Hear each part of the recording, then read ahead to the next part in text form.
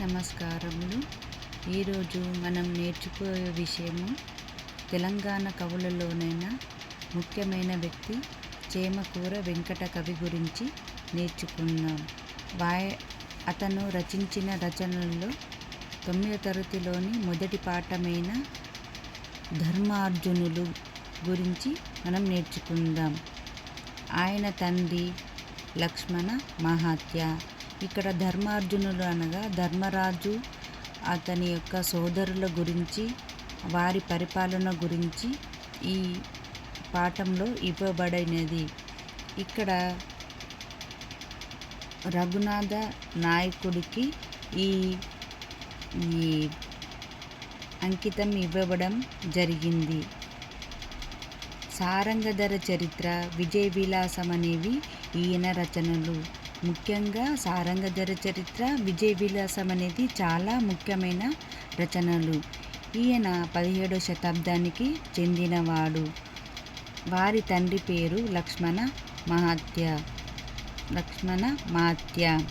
ఈయన తాంజావూరు రాజ్యాన్ని పరిపాలించిన రఘునాథ నాయకుని ఆస్థాన కవి.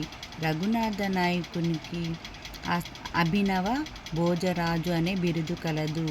అభినవ రఘునాథ నాయకునికి ఏమి బిరుదు కలదు అనగా అభినవ భోజరాజు అనేది బిరుదు కలదు. ఇది చాలా ముఖ్యమైనది. ఏమి బిరుదు అనేది చాలా ముఖ్యమైనది. అందులో ఈయన రచించిన సారంగధర చరిత్ర అనేది రఘునాథ నాయకునికి అంకితం ఇవ్వాలని అనుకున్నారు. ఎవరు అనగా చేమకూర వెంకట కవి ఇవ్వాలనుకున్నారు. కానీ దానిలో సరైన లక్షణాలు లేవని తలచి సర్వగుణ సంపన్నుగా విజయ విలాసం అనే కావ్యాన్ని రచించాడు. దేన్ని రచించాడు? మరొకటి విజయ విలాసం అనే కావ్యాన్ని రచించి ఈ రఘునాథ నాయకునికి అంకితం ఇవ్వడం అనేది జరిగింది. ఈ విజయ విలాసంకు పిల్ల వాసు చరిత్ర అనే ప్రశంస కలదు. వసు చరిత్ర అనేది ఇంకో రచన ఉన్నది. దానికి బదులు దీన్ని పిల్ల వాసు చరిత్ర అంటే వసు చరిత్ర లాగానే ఉంది అని అందరూ అని అన్నారు.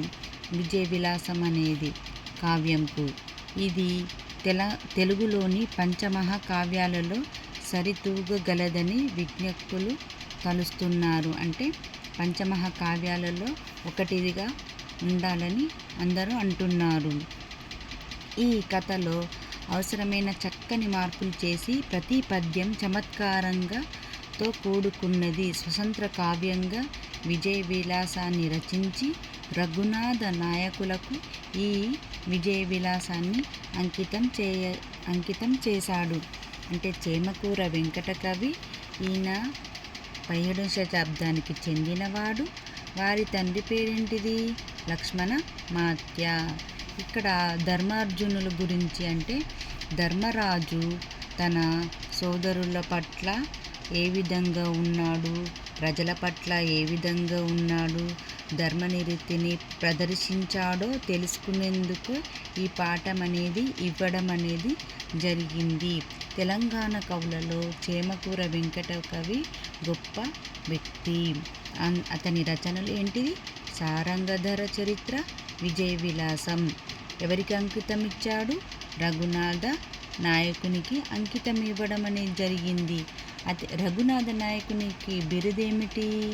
అభినవ భోజరాజు. బిరుదేమిటి అనగా అభినవ భోజరాజు. ఈ విజయ విలాసం అనే కావ్యంను దేనితో పోల్చారు? పిల్లవాసు చరిత్రతో అందరూ ప్రశంసించారు. దేనితో? పిల్లవాసు చరిత్ర అని ఈ కావ్యంను అందరూ ప్రశంసించడం అనేది జరిగినది. ఇది ప్రతి పద్యము చమత్కారంతో కూడుకున్నది. ప్రతి పద్యం అనేది చమత్కారంతో కూడుకున్నది. ఇది 17వ శతాబ్దానికి చెందినది. ధన్యవాదములు.